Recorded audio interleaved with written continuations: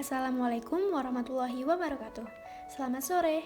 Pada kesempatan yang berbahagia kali ini, kita akan membahas mengenai model desain pembelajaran, yaitu model pengembangan KEM. Kami dari kelompok 8 dengan anggota Dinar Arsy Anggarani dan Wildan Solihan Amin. Lalu, apa saja yang akan kita bahas kali ini? Ada 5 bagian. Yang pertama, pendahuluan, kedua, model pengembangan pembelajaran KEM, ketiga, skema model pengembangan pembelajaran KEM, keempat, penjelasan langkah, dan kelima, kesimpulan.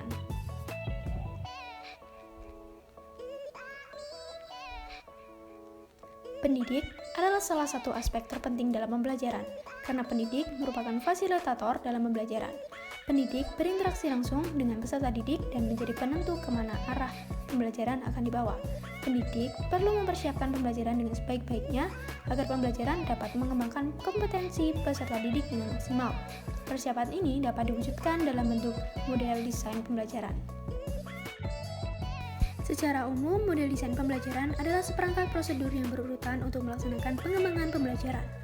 Model desain pembelajaran terdiri dari perencanaan, pengembangan, dan evaluasi terhadap sistem pembelajaran yang telah melalui beberapa kali revisi.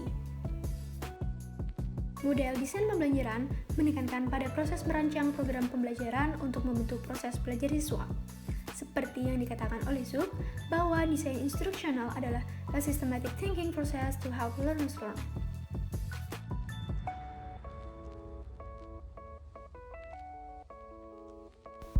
Model desain pembelajaran terdiri atas beberapa komponen, antara lain peserta didik, tujuan pembelajaran, analisis pembelajaran, strategi pembelajaran, bahan ajar, dan penilaian belajar.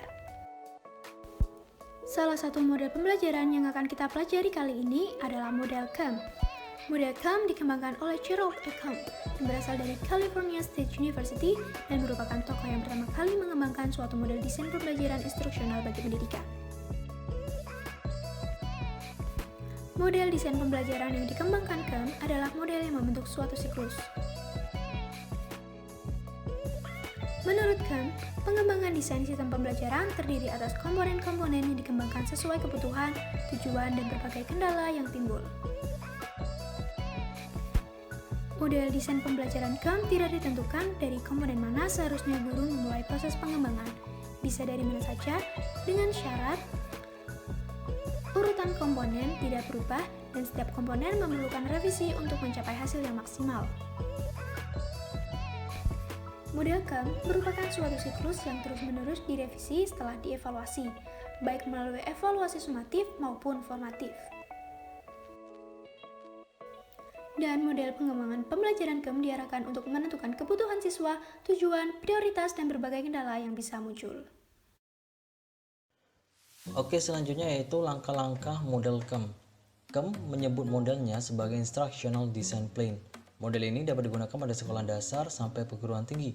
Namun sebelum itu, ternyata rancangan ini dibuat untuk menjawab 3 pertanyaan pokok, yaitu yang pertama, apa yang harus dipelajari? Ini berkaitan dengan tujuan dari pembelajaran. Yang kedua, yaitu prosedur dan sumber apa yang sebaiknya ada agar tingkat belajar yang dikehendaki itu tercapai, berkaitan dengan aktivitas dan sumber belajar. Dan yang ketiga, yaitu bagaimana kita tahu bahwa belajar telah berlangsung. Ini berkaitan dengan evaluasi pembelajaran yang biasanya berada di akhir. Model ini meliputi 8 langkah yang saling berkaitan, serta merupakan proses yang luas dalam arti dapat dimulai dari mana saja, tapi harus mengartikan siklus dari model ini. Langkah-langkah itu adalah sebagai berikut. Yang pertama, perumusan tujuan umum, kemudian menjabarkan topik-topik disertai perumusan tujuan untuk tiap pokok. Yang kedua, yaitu identifikasi ciri-ciri penting dari si belajar, kepada siapa program instruksional ditujukan. Yang ketiga, perumusan tujuan belajar harus dikuasai si belajar, dan perumusan yang dapat diukur.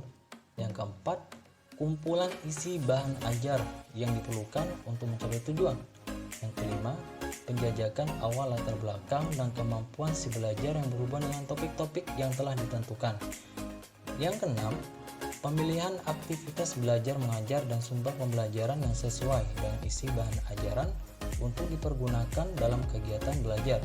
Yang ketujuh, yaitu koordinasi pelayanan penunjang seperti anggaran, personel, fasilitas, peralatan, dan penjadwalan guna melaksanakan rangkaian instruksional.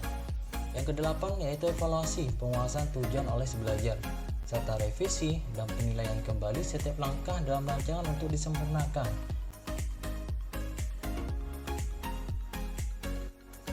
Dan yang terakhir yaitu kesimpulan. Model KEM merupakan model desain pembelajaran instruksional yang membentuk siklus yang dikembangkan sesuai kebutuhan, tujuan, dan berbagai kendala yang timbul serta terus-menerus dievaluasi dan direvisi. Oke, itulah yang dapat kami sampaikan. Kami mohon maaf apabila ada kesalahan dalam penyampaian. Terima kasih, sampai jumpa. Wassalamualaikum warahmatullahi wabarakatuh.